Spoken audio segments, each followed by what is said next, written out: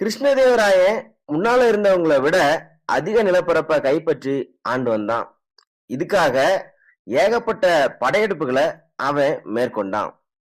சாலு வம்சத்தோட வீழ்ச்சியால ஏற்பட்ட குழப்பத்தினால ஒடிசாவை ஆண்ட கஜபதியர்கள் ஆந்திர கடலோர பகுதிகளை விஜயநகரத்திட்ட இருந்து கைப்பற்றி ஆண்டு வந்தாங்க.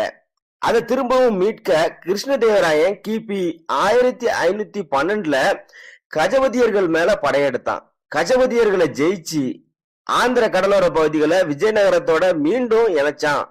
மேலும் விசாகப்பட்டினத்துல கஜபதியர்களை ஜெயிச்சுக்கிட்டதுக்கான ஒரு வெற்றி தூணையும் அவன் நாட்டினான். பாமினி சுல்தானத்தோட வீழ்ச்சிக்கு அப்புறம் அகமது நகர், பிஜாப்பூர், பெரர், கொல்கொண்டா மற்றும் பிதார் ஆகிய பகுதிகளை ஆண்ட சுல்தான்கள் தங்களை சுதந்திர ஆட்சியாளர்களா